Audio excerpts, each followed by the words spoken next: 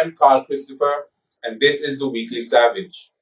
As the name implies, The Weekly Savage will take a sober view of politics and focus on the logical, impartial, and selfless individuals who boldly throw their hats into the political arena. Well, at least that's what we told Point TV. It's their first year. They're very gullible at that age. Look, Point TV, look at my finger. What we will actually do is clap for anything good, boo at anything bad, and laugh at anything dunce. And speaking of dunce, after losing the presidential election in America, Donald Trump has refused to concede, following the example of former Gambian President Yahya Jammeh. Many believe, like Jammeh, upon leaving office, President Trump will face a litany of criminal charges. Isn't it ironic that President Trump is now taking his lead from shithole countries? The only thing that can make it any worse is if he had appointed family members and blind supporters to positions for which they are completely unqualified and unprepared. The Eastern Caribbean experienced unusually heavy rainfall last week, causing widespread flooding. Some places here in Antigua experienced up to 13 inches of rain.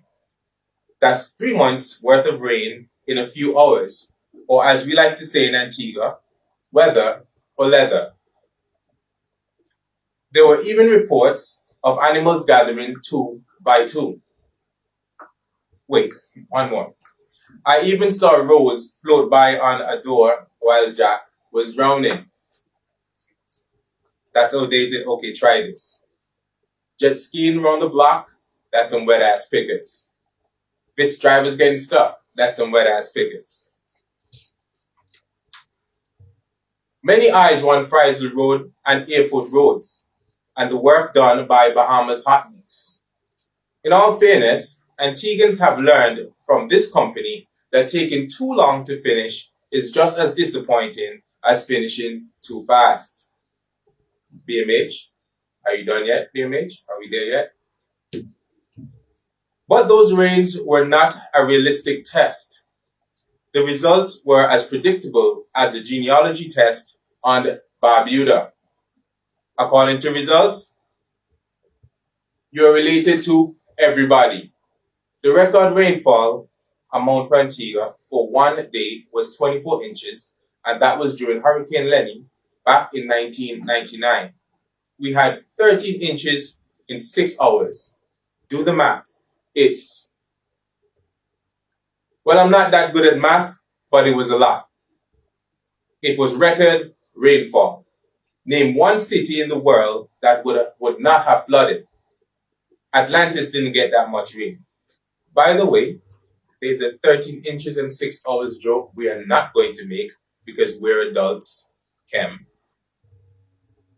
The United Progressive Party put out a video highlighting our infrastructural issues, but come on now. I am not the type to say that they had 10 years and did nothing. We would have to look at the conditions in the country at the time compared to now. From 2004 to 2014, Antigua did not have the benefit of sensible leadership. So, it would be completely unfair to put that kind of pressure on the United Progressive Party. Before I leave, I have to address the giant elephant in the room. Not gone. 2020 is the giant elephant. 2020, and I don't mean cricket. We'll deal with the West Indies some other time. If I could sum up 2020 in one observation, on November the 3rd, the people of Oregon voted overwhelmingly to pass Measure 110, which decriminalized small quantities of cocaine, heroin, meth, LSD, and mushrooms. And no one is talking about it. Think about it. Oregon basically legalized crack, and there was no outrage from supporters of the war on drugs. No one was celebrating running in the streets with their buckets and chamois leathers, or kicking anyone in the ass while throwing $2 at them. there were no big Christian right demonstrations, but this may have been because the population in Oregon is less than 2% black. The legalization of crack isn't on anyone's radar because we have been dealing with something much worse.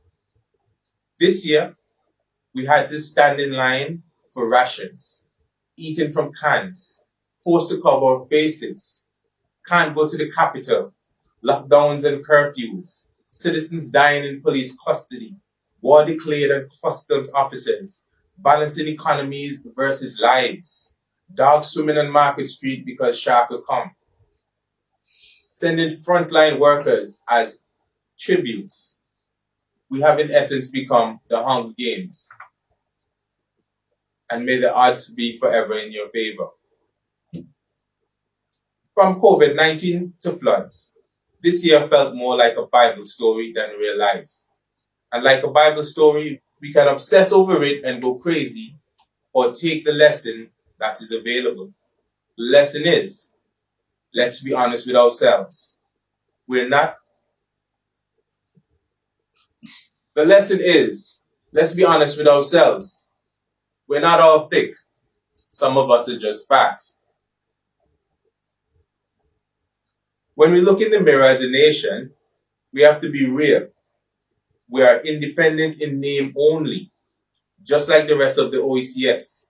Because of our limited size, resources, climate, land availability, and lots of other factors, we will always be dependent on some larger economy, kind of like a colony.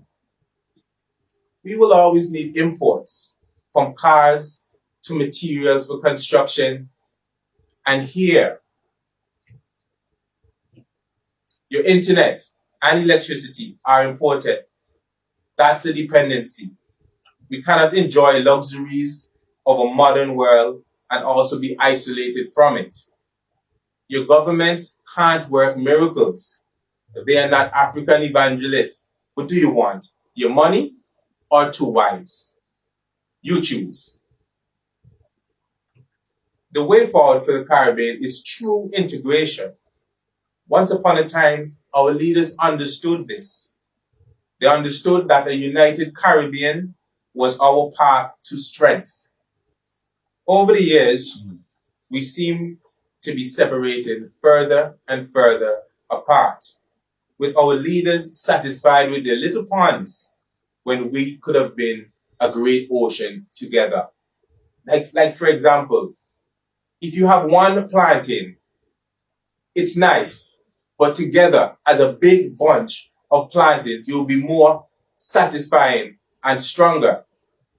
But a lot of leaders think that they have the best and the biggest and the most satisfying planting. But anyways, speaking of big planting, the Honorable Roosevelt Skerritt shouldn't be asking his citizens to have more children. He should be inviting people from around the region to make Dominica their home. But in the meantime,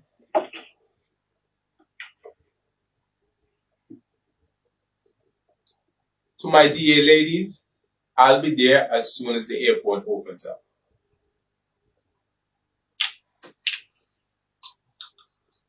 For Dominica.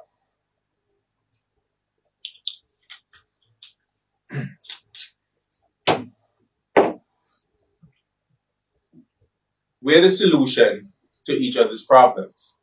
Whether we need resources, land, or markets, we all have something to offer. If we can't learn that in 2020, when will we learn? Well, that's our promo. That's just a little sample of what you'll be getting from the Weekly Savage, exclusively on Point TV, or until we go too far. I'll see you when I get back from Dominica.